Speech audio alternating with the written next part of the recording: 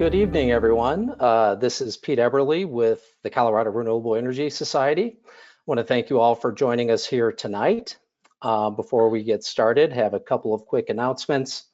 First off, for those of you that are not familiar with CRES and our events, CRES and our local chapters provide education, policy advocacy, and community engagement that accelerate Colorado towards a carbon neutral future powered by 100% renewable energy. Founded in 1996, CRES is a statewide, nonpartisan 501c3 nonprofit that is supported by our sustaining members, donors, as well as our business sponsors. You can sign up for our newsletter, event announcements, social media, and become a member or donor at www.cres-energy.org. That's CRES-energy.org. Also, make sure to visit our YouTube channel, where you will find over 230 previously recorded webinars and live events that have been viewed over 1.4 million times. Before we get started, I want to give thanks to our gigawatt and megawatt business sponsors: Moss Adams, Poudre Valley Rural Electric Association, Solaris Energy, Sinton Instruments, Kelly Government Solutions, and Platte River Power Authority. In terms of upcoming events, this Thursday, June the 6th, 7 p.m. at the Jefferson Unitarian Church in Golden, we will have Will China Really Save the Planet with Robert Youngberg. He'll be discussing Barbara Finnemore's 2018 seminal book, Will China Save the Planet? That event will also be live streamed, but it should be a really interesting discussion about all of the things going on in China, both in terms of their large coal base, but also everything they're doing with renewable energy. On Thursday, June the 20th at 6 p.m. will be the summer solstice celebration and fundraiser for New Energy Colorado. That will be an in-person event at Solterra, the Solterra Clubhouse in Lakewood. You can go to newenergycolorado.org or crest-energy.org to link over to them to get ticket information. Again, that's 6 p.m. Thursday, June 20th. And then on Tuesday, June 25th at 6 p.m., we'll have the Green Drinks Happy Hour with CRES's Northern Chapter, NCRES, at our friends at Sandbox Solar will be hosting. That'll be 6 p.m. June 25th up here in Fort Collins. Again, you can go to crest-energy.org for registration information. So without further ado, I'm going to go ahead and make Mark the presenter, and we can get started. So. Okay, Peter, thank you. Can you see my screen? Yep, and you sound great. All right, good. Well, thanks for this opportunity to chat with folks tonight.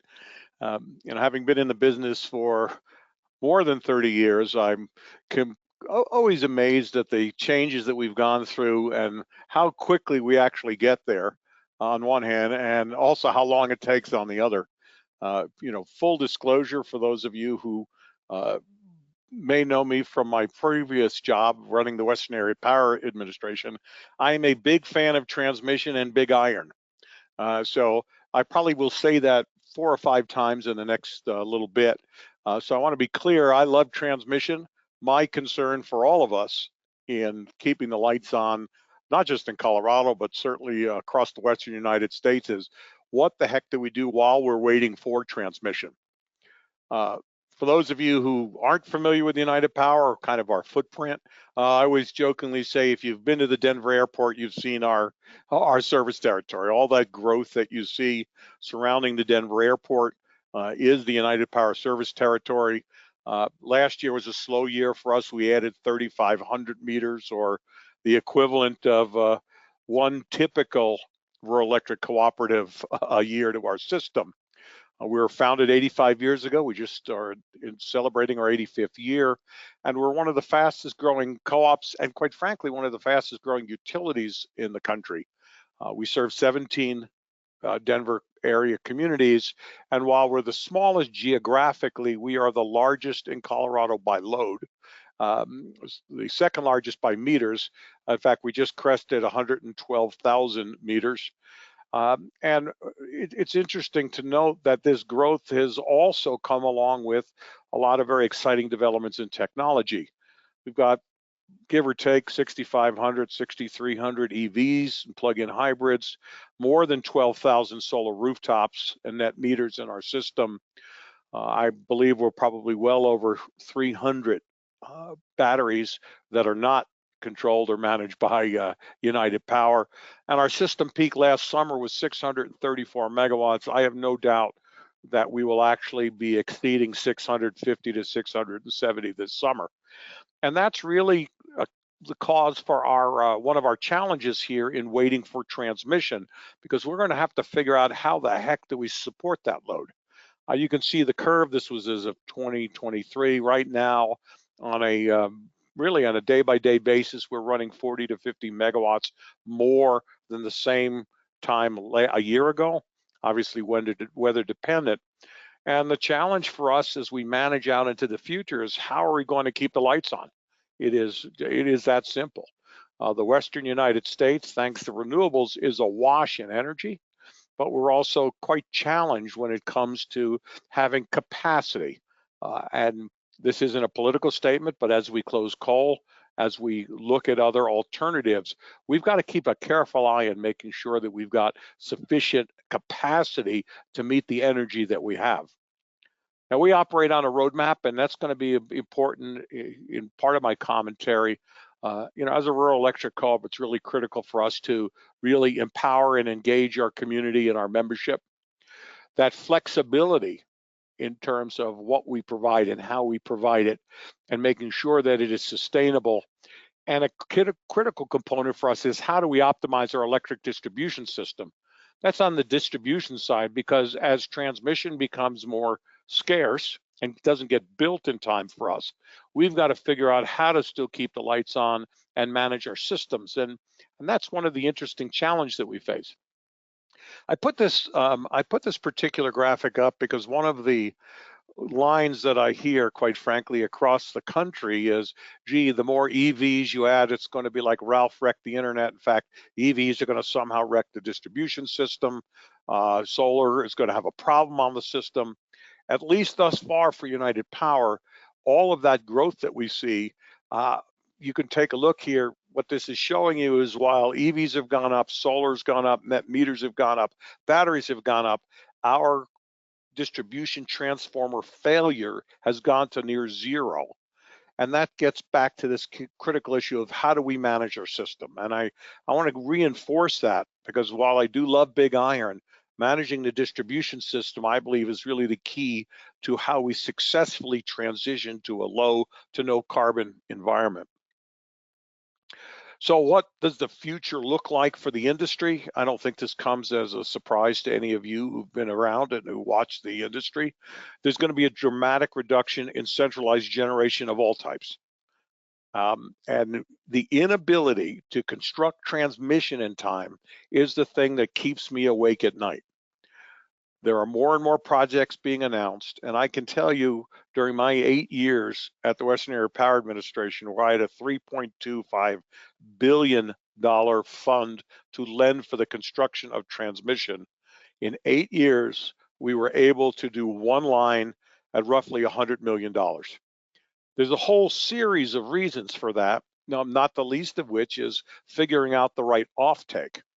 But when you combine this challenge of not having enough transmission in time, closing generation, it caused us here at United Power to ask the fundamental question, what the heck do we do when by the end of this decade, we are twice our size? Again, I believe if we are wrong with our estimates at United Power, we will only be twice our size, but that still would put us at 1,300 megawatts. If this growth continues that we're seeing, and again, we're blessed here at United Power. We've got residential growth, industrial, commercial growth, and also 5,300 oil and gas wells, most of which are not yet electrified. We've got to figure out how do we solve this challenge? How do we make sure that we keep the lights on through the distribution system? And for us, we really have come up with a strategy that we've termed hyper-localization. And the thought there is to take advantage of the generation resources that are within our footprint, encourage generation within our footprint, encourage storage within our footprint so that we can make sure to keep the lights on and have direct market interactions once a market comes here, fingers crossed in 2026. And as the Federal Energy Regulatory Commission has lined out in FERC Order 2222, be able to buy and sell and trade into the market. Our value, I believe, and the value of every utility going forward in the next 20 to 30 years will be as a network provider. I sit here today, for example, and I've got 2 computer screens. I've got my laptop, I've got my iPad, my watch, my iPhone, all of which are operating seamlessly on a network that I don't even have to see. And I actually believe while we're waiting for transmission, we've got to figure out how to bolster that network so that we can take advantage of the resources that are within our footprint. Think about a DSO as a mini market or a mini regional transmission organization where we can buy, sell, and trade and operate our system within the United Power footprint before reaching out. In fact, ironically enough, if you go back 120 years, that's how the utility industry started, right? Regional, local little grids, connected regionally, and then connected to broader footprints. Again, I'll say it again. I believe in transmission 100%. I do believe it's going to be critical for the future. But what do I do when I'm waiting? And that's the challenge I think we all have to figure out. So, is it different this time? Again, I've been around the industry long enough to know every time I see an announcement about a new transmission line that claims to be built in a 3 to 5 year window, I know that window's really 10 to 15 years. So just recently, the Federal Power Act has come up and designated some national electric transmission corridors. The NIETC has been going around for at least, I want to say 15 or 18 years. The Grid Deployment Office, which I support 100%, has helped with transmission corridors. Yet I'm sitting here wondering, looking at projects, for example, the Trans-West Express. The Trans-West Express has been on the books for 13 or 14 years. I signed the record of decision during my time at WAPA in December of 2015, and just now the first iron is going into the ground. So is it really different this time? I don't know. I realize that graphic's a little snarky, but I look at it and say, in light of what United Power needs, in light of what we need to do as a state of Colorado, will it make a difference? And that's really something that the whole industry has to ask itself. FERC also, you probably recently saw, came out with a much vaunted, much awaited transmission rule, which has transmission companies conducting regional studies on a long-term, forward-looking basis to understand what is needed, and by the way, who's going to pay for it. Lots of scenario planning. There's big proposed changes to the transmission cost allocations. I want to be clear, I support all of that. But I go back to my challenge at 650 megawatts, maybe 670 this year, growing by 30 to 40 to 50 megawatts a year. I don't believe anything will be built in time for me to continue to serve our growing member base. And that's really the issue. What do we do while we're waiting for transmission? Of course, my uncle, who's a great comedian, always said everything in life is timing. And by that, I look and say, all right, Cal ISO has selected NextEra's Horizon West transmission line, $2.3 billion Imperial Valley line to Songs, the old San Onofre nuclear generating station plant. But take a look at the in-service date. It's 2034. The other project is going on, the Gila to Imperial Valley. Again, look at the dates, 2032. All of these things are exciting, and I wish our friends in California the best. But what do we do in the interim? Those of us who are on the front lines every single day have got some critical decisions to make. Here at United Power, we're looking at significant amounts of battery storage, and we're distributing that battery storage again in this concept of hyperlocalization. Now, again, I look at the good news. NERC just put out its report. We looked at the WEC reports. The 25 gigawatts of new solar is going to boost grid reliability, but take a look at the extreme heat numbers.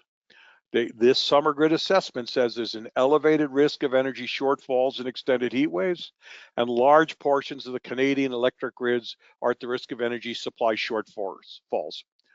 We all know what happened during Winter Storm Uri. We all know what has happened, sadly, several times, certainly in my career.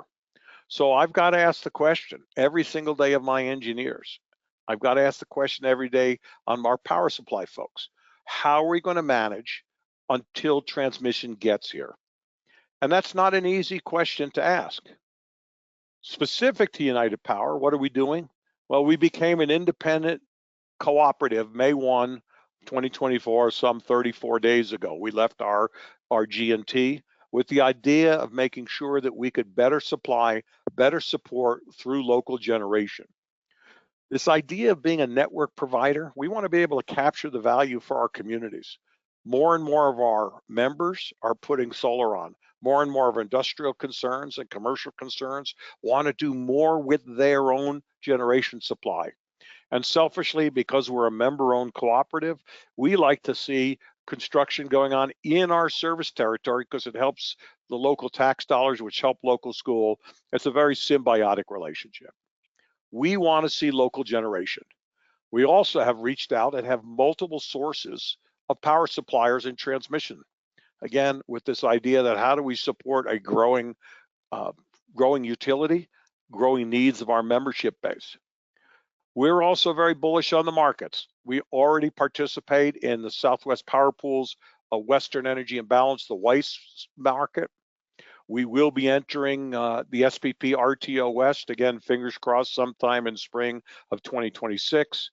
SPP's Markets Plus, which is sort of a halfway between the imbalance service and the full market, is coming. I think that's going to be critical. And for us, moving to become a distribution system operator. We want to be able to manage our power within our footprint and then make sure that we can reach out and maximize the efficiency of our system, first for our members, and then later on for a much broader market, a much broader footprint. So optimizing our electric distribution system is critical for us. And what you see there on the right there is one of our new batteries going in. By the end of this summer, we will have 116 megawatts of distributed batteries. Unlike many utilities, instead of putting them all in one spot, what we've done is decided we are locating them at different substations. As of today, we've got 4 10-megawatt batteries at 4 different substations. We will have 4 more 10-megawatt battery installations, another 33-megawatt battery installations, and those come on the heels of pioneering work that United Power did starting in 2018 with a 4.5 megawatt battery. So why is that important? If we've got local generation and we can take advantage of managing our distribution system correctly, we will be able to offset a lot of the issues going on at peak times. In fact, as I'm speaking to you today, we've got 2 of those batteries operating on full discharge. We're finally getting them up and running. It's been an amazing project. In fact, we'll be doing a formal ribbon cutting I'll let everybody know about. But again, the first time that we know of distributed batteries, go back to what I said, roughly 650 megawatt peak, we're going to have nearly 20% of our peak available in storage. So what do we try to do while we're waiting? I mean, this is really critical for us. First and foremost, managing wholesale costs. We did pay a fairly steep price to leave our current power contract, which still had 26 years to go, but believe that was far better for us to do for our members. We're going to meet or exceed greenhouse gas reductions. In fact, as of May 1, because of the shift that we did for new power supplies, we ended up cutting our carbon output immediately by 26%. So for our commercial and industrial members who have their own ESG and greenhouse gas goals, we've helped them make their number at least for 24 and probably into 25. We're actively pursuing this DSO, distribution system operator model, because we want to make sure that we can have the best value we can, whether it's solar, whether it's gas, whether it's other things that our members want to do. We're actively working to manage EV loads, and we can use some help there. and are piloting some programs and services for battery storage beyond the 116 megawatts that I have. And it's something that's going to be an interesting challenge over time.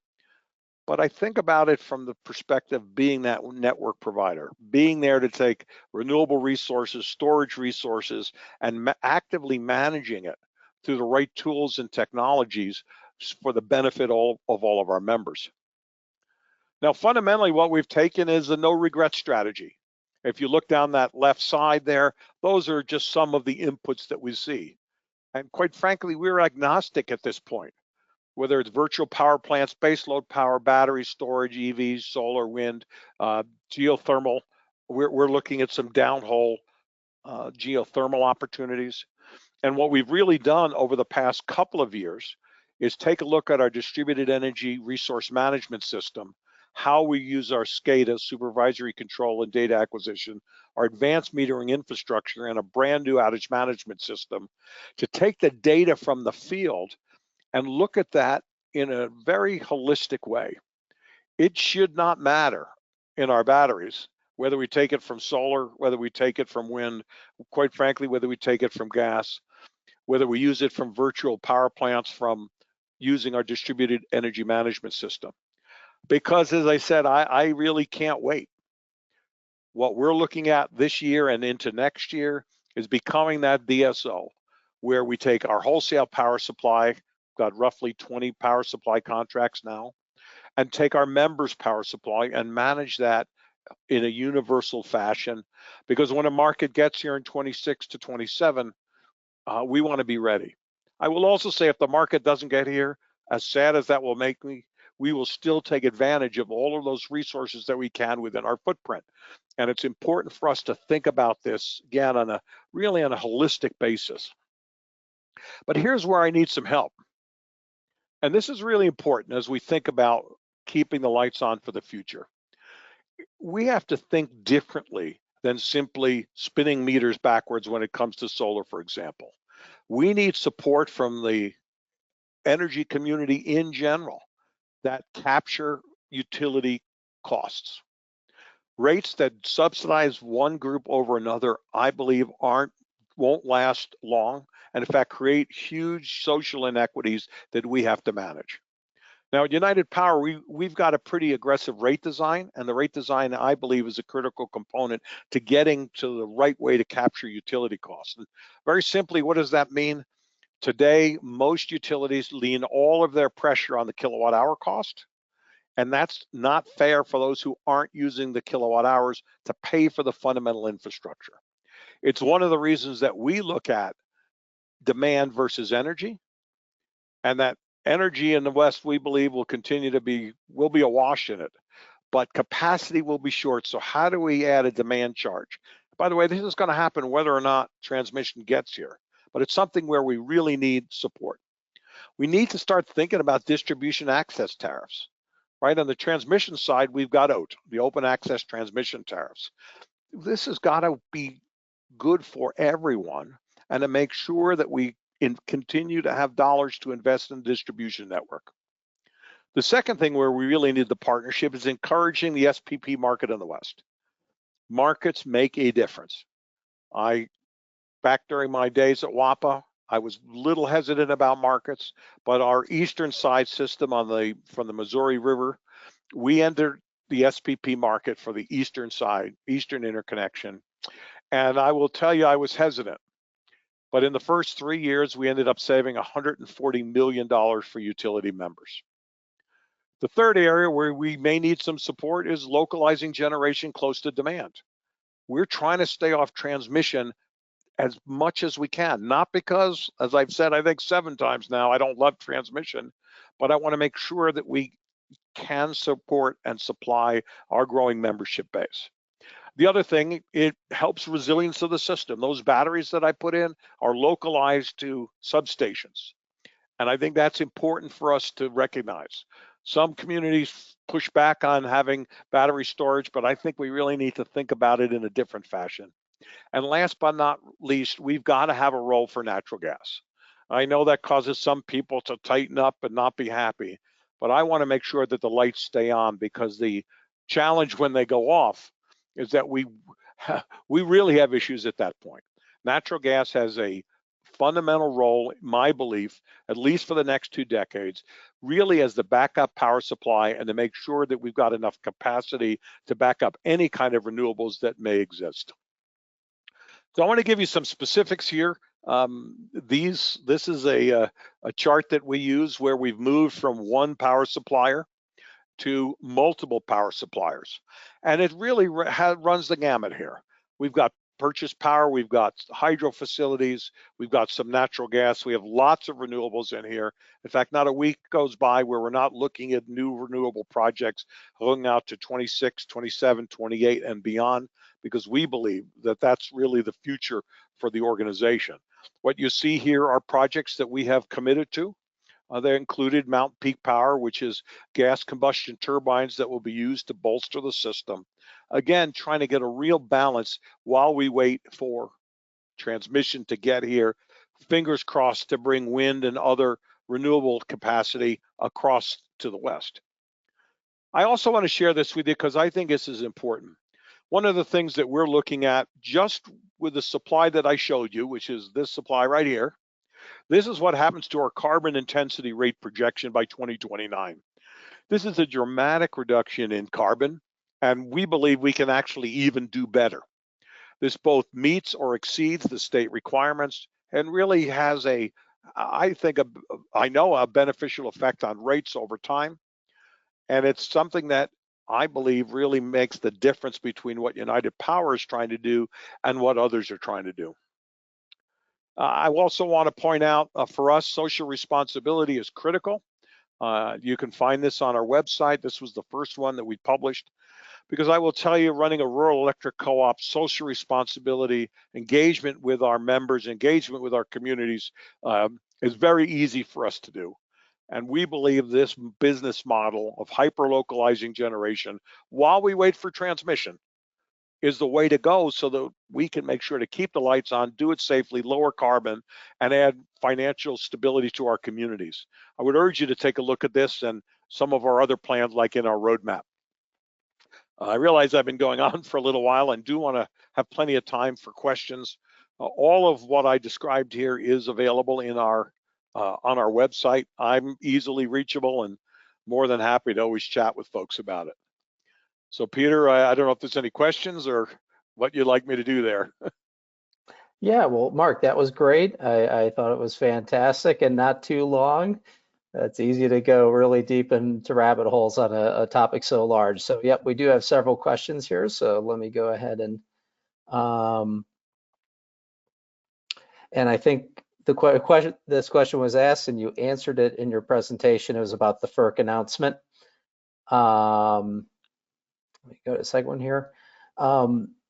Question on the battery sizes. Are the battery sizes in megawatt hours, or was that capacity, and how long would they be able to supply? Great question. Yeah, so that was so it's 10 megawatts times 4 hours. The 10 megawatt units are 4-hour units. The 33 megawatt system, which will be in by the end of the summer, is a 6-hour system. Okay. How is the DSO model different from where you were or where you are? Oh, that again, fabulous question. I think about a difference is, you know, we talked a lot in this industry about going from a one-way to a two-way system, right? We always talked about that in metering. But what a DSO really is operating as a true network. For example, I've got the Amazon facility across my service territory out by Highway 25 that's putting in 400 electric vehicle chargers. Right next to my office here, I've got a cold storage food facility. Now, when do delivery vehicles go out? They go out during the day, right? When solar is at its peak and when the solar panels on the Amazon facility have their maximum output. They don't need the power at that moment, but the cold storage facility right next to my office does. So what we're doing is knitting together a whole series of pieces: demand response that we can use, battery storage, shifting power supplies.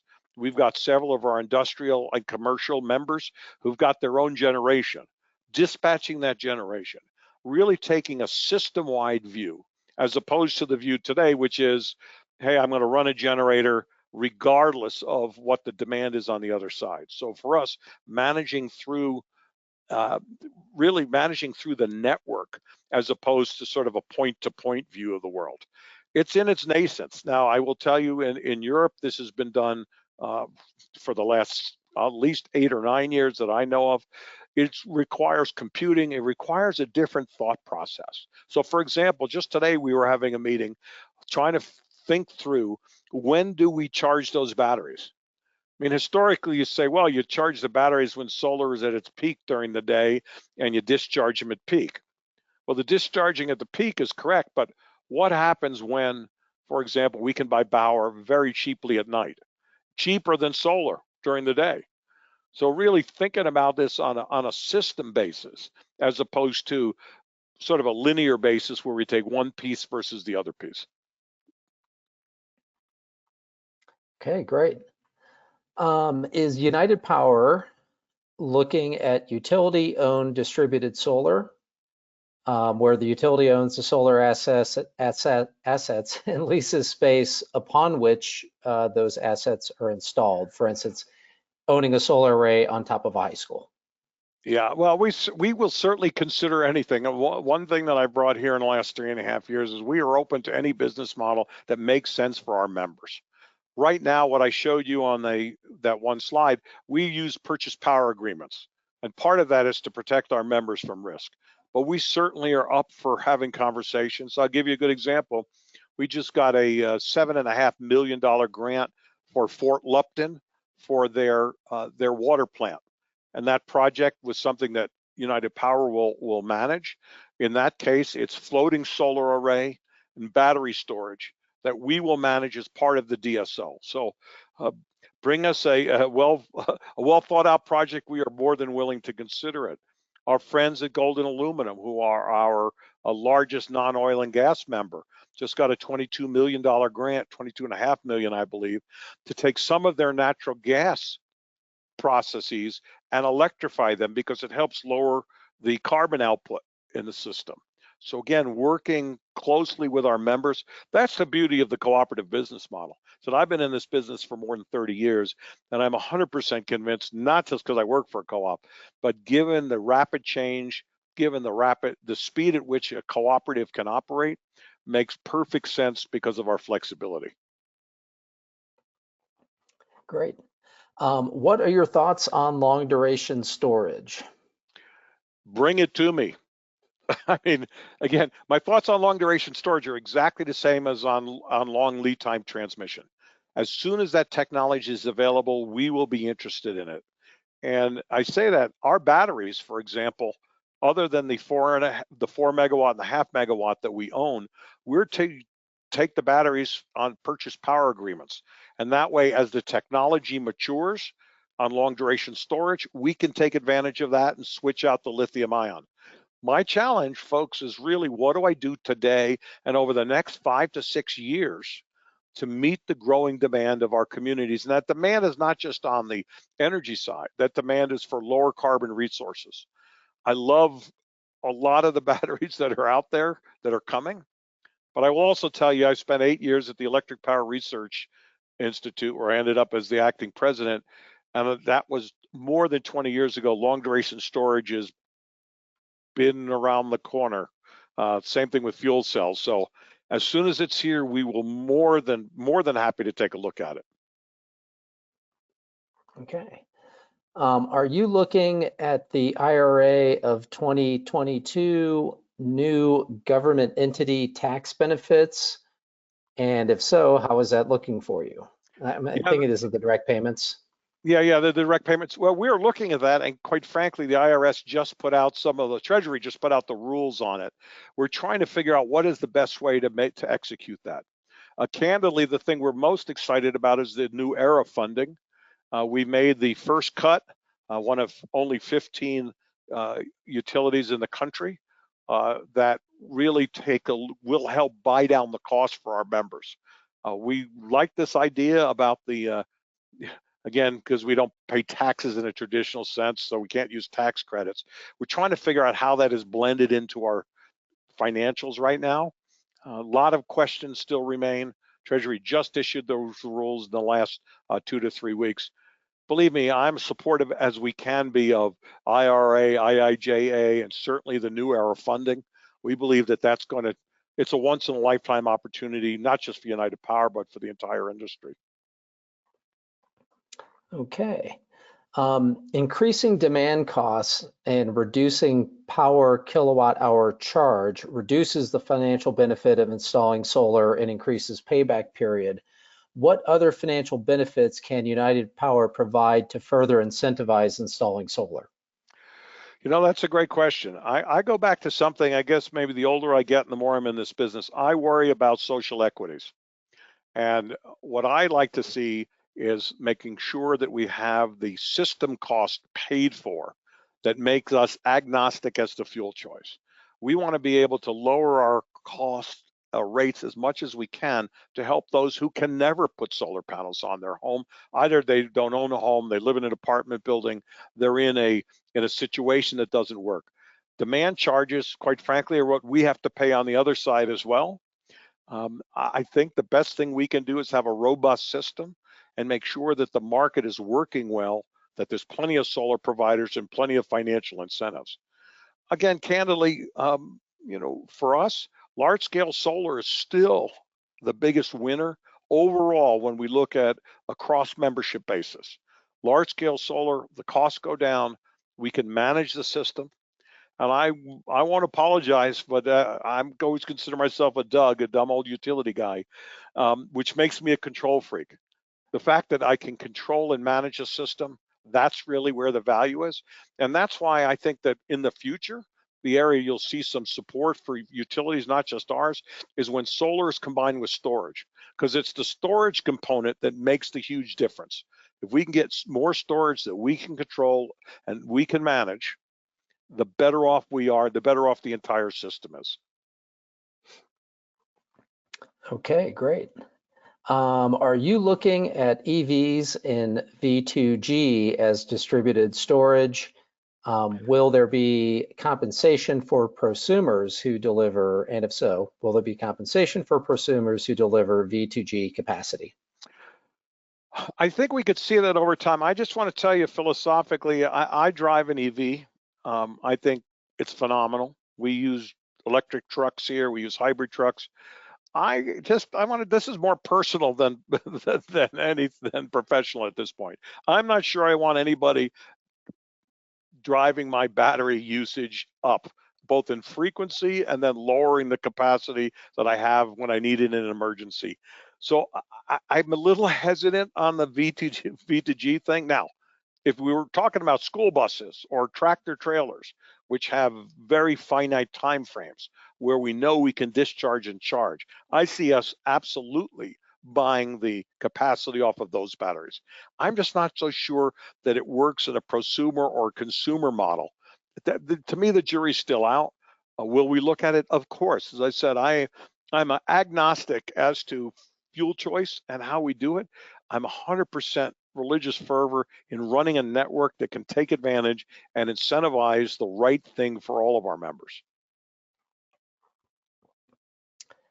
Okay, given the importance of siting energy storage at specific locations, is United Power subject to zoning requirements for siting its distribution interconnected storage systems, or are those simply ministerial permitting processes based upon the existing grid infrastructure? Yeah, that's a wonderful question. The answer is it depends. Certain jurisdictions, it just fits as part of just the normal footprint of a substation. In others, we have to go through permitting and process. In fact, that's one of the reasons why it's going to take to the end of the summer before all 8 of our batteries are in, because we've got that jurisdictional challenge. Of course, all of them, with exception of 1 or 2, are actually just outside our substation. We have 2 that are inside substations. It really depends on the jurisdiction. The good news is, and I really think this is a statement about Colorado and Colorado municipal governments and county governments. They're to an organization have been supportive of our efforts. They do make us run through certain hoops, just like today when we put a new substation in. Some communities want to make sure we cover them up and have trees. Other communities say, no, it's okay, it's out in the wild, don't worry about it. We want to be good neighbors. Again, that's part of being a cooperative. Being good neighbors is absolutely at the core of how we think. Would I like it to be faster in some communities? Sure. But thus far, knock on wood, we haven't had anybody deny it. And the good news is that we've got regular fire safety processes. We work closely with the fire departments and the fire marshals. It's also one of the reasons, quite frankly, why I like our distributed battery model, because we give the opportunity for resilience and for locating smaller units right next to the substations where we can help resilience and reliability.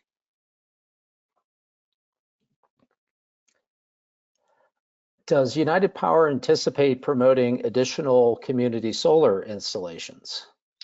We've talked about that here, and I think that's a possibility. Of course, United Power pioneered that a number of years ago. We had the first community solar project in the state, in fact, one of the first in the West.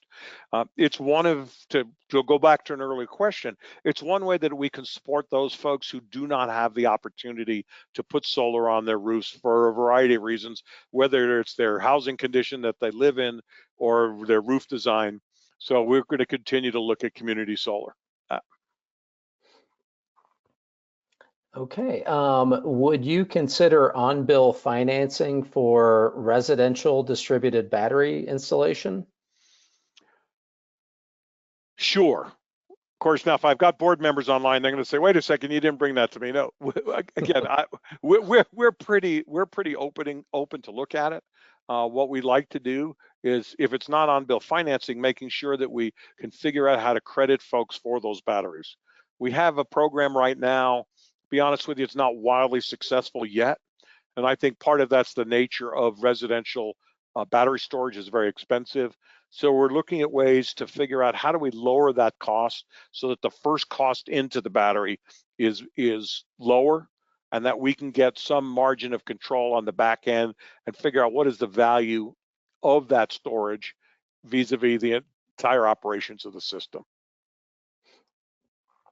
Okay.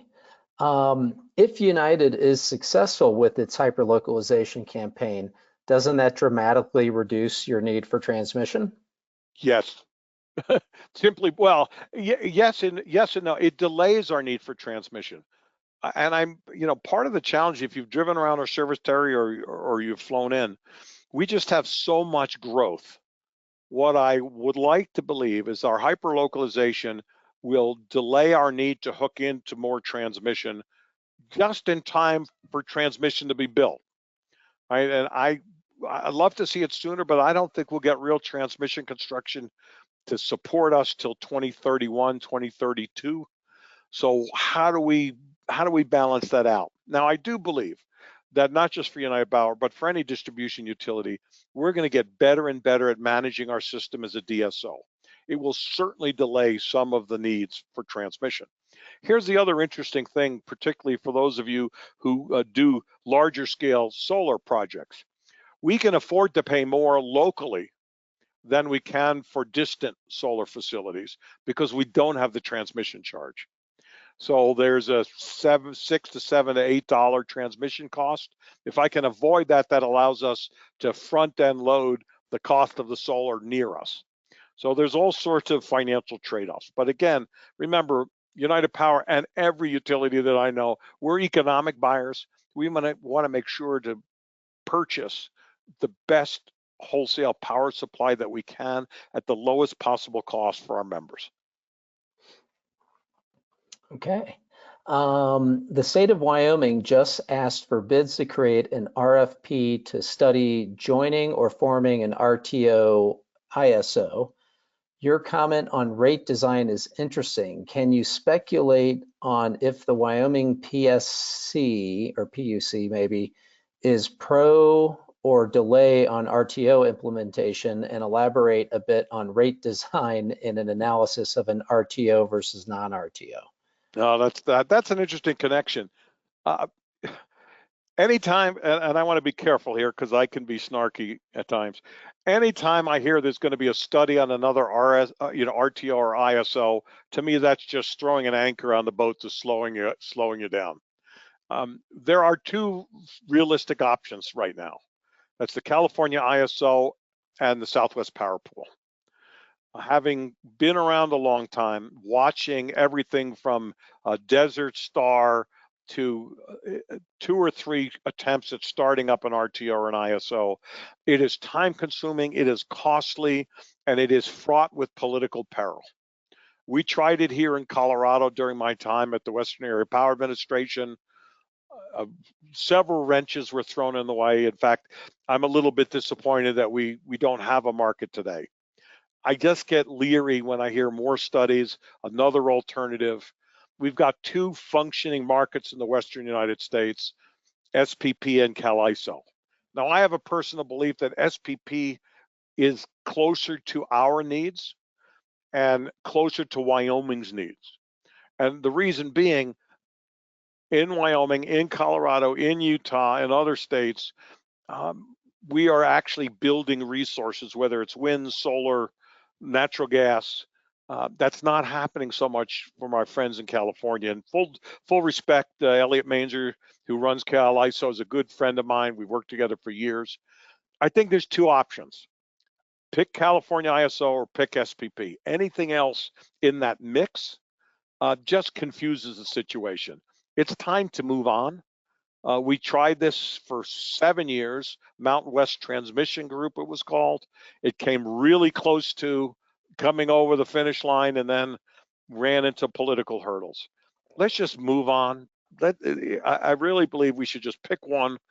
Again, I believe SPP works best, but just for the situation we're in this pocket in the Western United States. I think, again, God bless Wyoming if they can get in, but all it's doing is delaying where I believe we need to go. Markets need to be wide and deep. By that, I mean they need to cross multiple time zones and they need to be able to cross multiple weather areas. So how do we do that? Let's just get on with it, do it quickly. Now, in terms of rate design is an art, not a science. We try to put all sorts of spreadsheets and make it look fancy, and we do need to do the analysis. We've got to figure out how do we design a rate that properly incentivizes the actions that we want. So, for example, right now on a hot day, I can't see the temperature right now here in my office in Brighton, but right now on a hot day, we want to have people use less power. That's just simple math. Why? The solar has peaked. I said we're running our storage. Everybody's come home. Some people are still working. Stores are running, right? We know how the peak works. Having the right rate design, which incentivizes people to have storage, to manage their appliances, to sign up for utility load control programs, is, I believe, at the core of success for the industry. I also believe in having grown up running energy efficiency programs when I first started nearly 30 years ago back in Vermont. We want people to use electricity efficiently and effectively. It's not about not using electricity. In fact, one of our big opportunities and challenges, more and more things are going to be electrified. We want to do that. We want to do that at the very same time because we can reduce carbon. So how do we get those things to match? I think it's done through the proper rate design, the proper rate signals. But I also believe at my core, we need to manage our system better because rates can, for example, time of use rates can be a penalty. And I don't know any business that survives long penalizing its customers, in our case, members. So how do we manage our system differently? I think storage is the answer, designing rates to incentivize people to make the correct investments.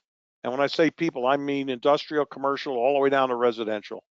And then using the system as effectively as we can.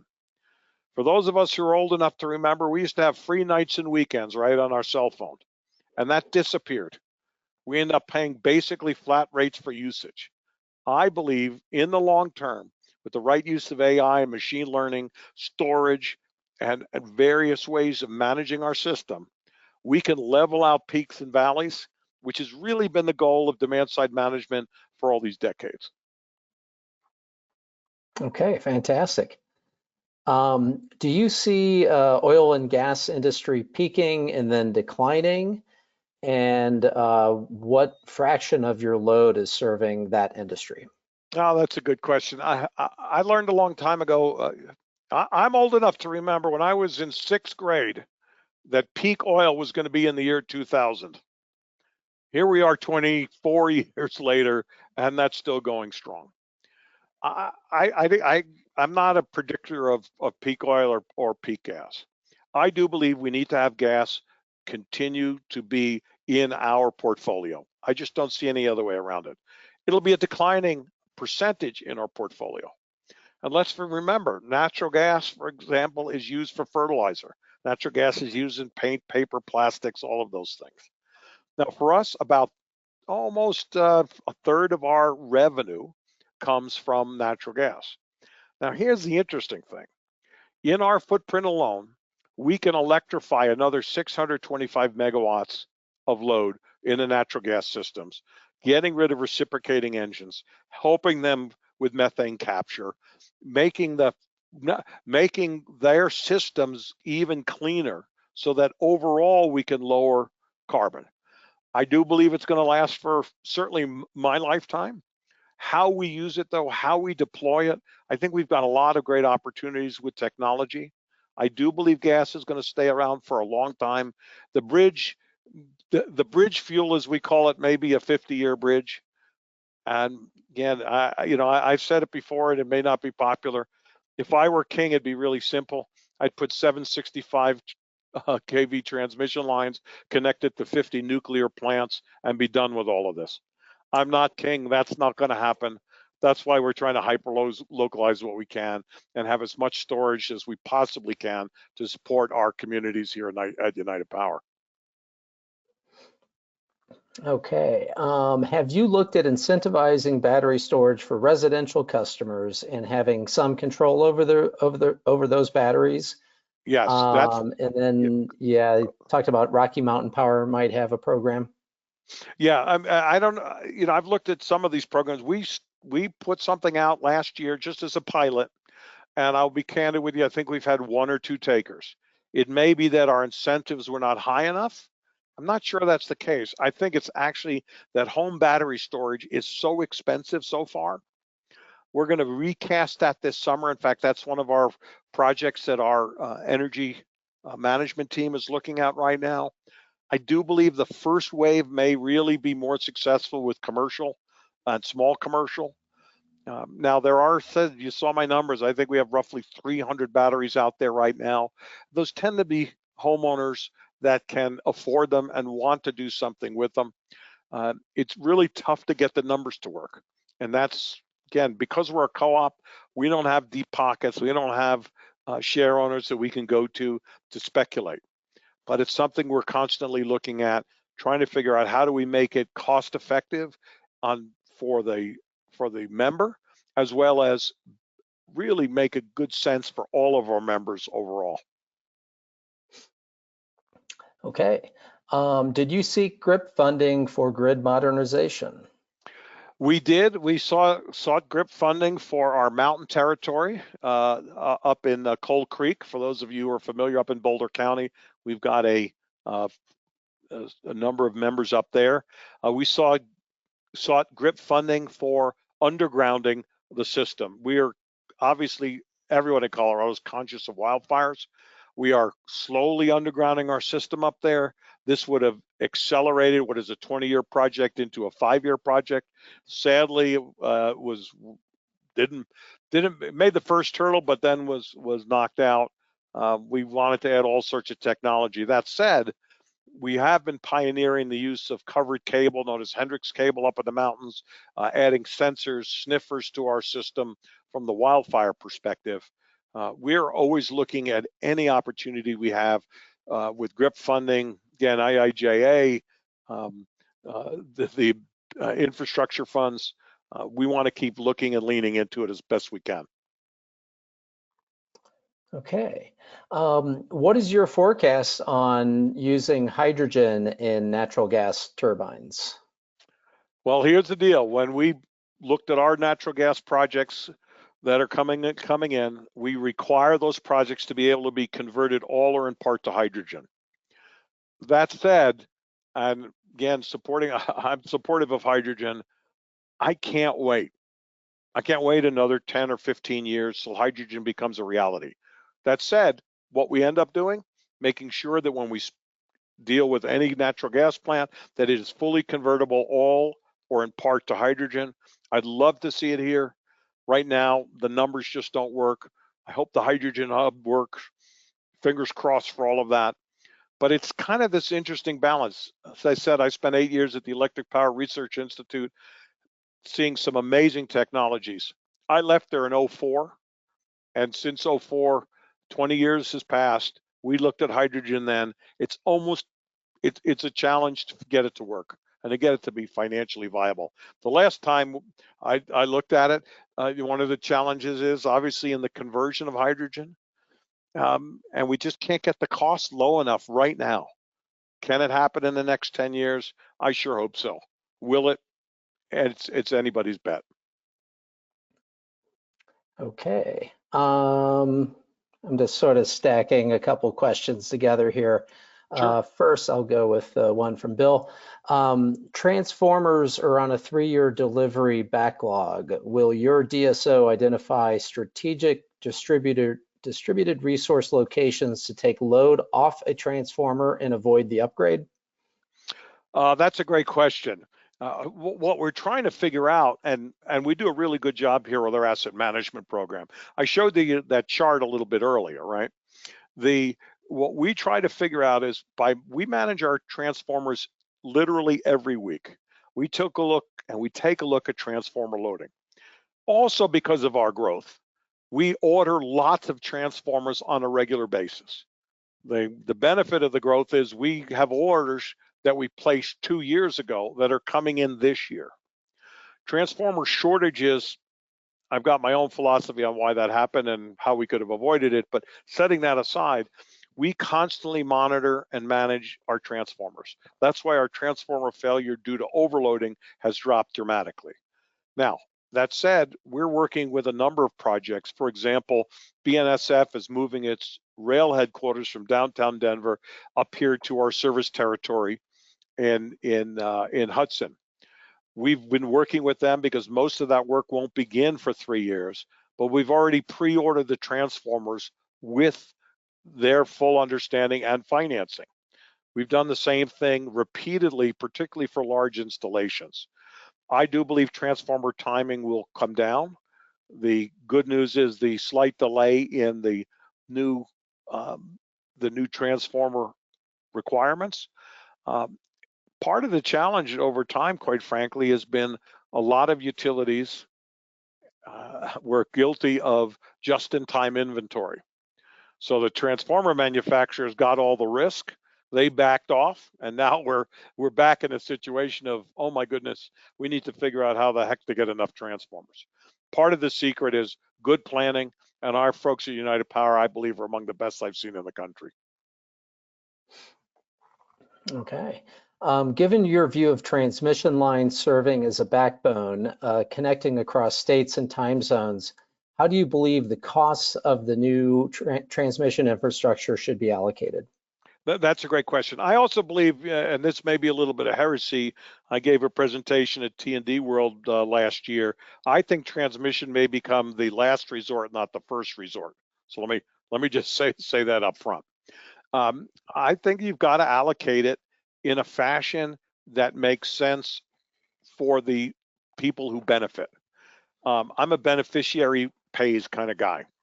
We have to understand that if we're building a transmission line from Wyoming, for example, down into Southern California, and we're flying over the state of Utah, having any kind of cost to the folks of Utah is fundamentally inequitable. So what we've got to look at is where is the value being gained? And those are the folks that should be paying that cost. Now, I also have a philosophy, having been and loved the transmission business, right? At my last job, I had 17,275 or so miles of transmission. I also believe the gating item isn't permitting, the gating item isn't financing, even though permitting is slow and cumbersome and financing can be expensive. I believe the gating item is offtake agreements. And we've got to solve the problem of the offtake. Once you solve that, the lines will get built. And then you can look at the beneficiary pays. That's, I believe, at the core in every single one of these transmission projects that have been stalled. There's nobody willing to sit there. The transmission's not a field of dreams. Transmission has to have offtake agreements. And the minute we solve the offtake agreement problem, I believe transmission starts to be built much quicker in this country. Yes, permitting's a hassle. Yes, you've got multiple jurisdictions you have to deal with. But we know how to do that. We actually know how to do that. We know how to do NEPA. We know how to build and design transmission lines. There's got to be an offtake. And the offtake can't be, well, if you build it, then I'll buy it. That just doesn't work. We've got to figure out how to get the financial community, the financial buyer rather, at the back end of the system to say, yes, I will commit financially to buying the transmission output, regardless of how long it takes. And that, I think, is the solution to the challenge. Okay. What percentage of capacity do you think can be served from within your distribution system? That's a phenomenal question. Well, for a short period of time, when I got all my my storage, 100, let's say 20%. I think over time it will go up. We obviously have some facilities right in our footprint. We've got another 150 megawatts we committed to in 29. I mean, there's no reason that you can't get north of 30 and 40% right up front. Remember, understanding there's going to be plenty of energy. It's really that fundamental capacity. And one of the challenges, until we get a market here, one of the challenges is having to maintain and pay for capacity that we don't use. For example, this summer, we have purchased 800 megawatts of capacity for, let's say, nominally a 650 to 680 megawatt load. There's an awful lot that can be done with the money that we've got to spend on that capacity in the world where we control the system better. Okay. Well, here's kind of a, big compliment. United Power rocks. The Clean Coalition is a technical not-for-profit that works to facilitate the future that United Power is proactively realizing. We work primarily in California and would like to develop a United Power case study, including economic analyses that compare to the old school transmission-dependent paradigm. Is United Power willing to help the Clean Coalition bring California into the DSO future? Sure. And obviously, they can email you. yeah, no, that's a softball. No, absolutely. You've got my contact information. No, we're continuing to look at it. In fact, we've been talking with the DOE. They've asked the same kind of questions. How can we do it? And let me digress for a minute. And I think it's important when I think about where the world is. 100 years ago, this country had 420,000 miles of train track. Almost every city, major, minor city, had trolley cars, right? Today, there's roughly 110,000 miles of track. And other than San Francisco and maybe New Orleans, how many trolleys do we have? What did we do? We distributed transportation. Now, I get you can argue, gee, that hasn't been good because look at all the cars. But we made a conscious decision, right? We took things off of trains and put them on trucks. So we distributed that part of the world. We've done the same thing with telephony, right? In 1978, Judge Green ruled AT&T, not the one you have today, that's a marketing car, a company, right? AT&T had the monopoly. Today there's 875 telephone providers of one way or the other. We've distributed everything, right? We've distributed intelligence. We've distributed computing. We solved the human genome, not with Cray supercomputers. We solved the human genome by connecting thousands of PCs and other computers together. We've distributed computing. We've distributed television, right? Or I shouldn't say that, entertainment. Why would this be any different? I mean, so that's kind of the fundamental question that I have. Why wouldn't we think about this differently? Would you build a new rail line today from New York to California? I'm not sure we would do that. I really believe we've got to reconsider whether we're going to build the whole country out in transmission. I love transmission. I think the 11th time I said it. It's not the question. Given the cost, given the time, given where we're moving on a distributed basis, shouldn't we think about this a little bit differently? I realize it's heresy from my old colleagues in the transmission world, but we may want to consider something a little bit different. Okay, great. Okay, so Rocky Mountain Farmers Union is looking at energy as a new crop for farmers. Today, all natural gas peakers can use biogas from farmer feedstocks without any modification. Would you consider, agriculturally based biogas? 100%. I mean, I said, we buy our power through purchase power agreements. Yeah, we own a few. I think we own 45 megawatts of our own, but we do this through PPAs. So we're happy to buy power. Again, we're an economic taker here. We're happy to buy power. We're even happier when we're buying that power with low carbon output that can certainly help our farming communities. We are, after all, a rural electric cooperative. Okay, very good. Well, that's the end of the questions. So, Mark, I want to thank you again for taking your time tonight to speak with us. Fantastic presentation. Once I get the video downloaded and edited, make sure to get a copy of that over to you. So, great. Also, just want to thank everyone again for joining us, and I hope you all have a great night. Right. Thank you. Have a good night. Thanks again, Mark.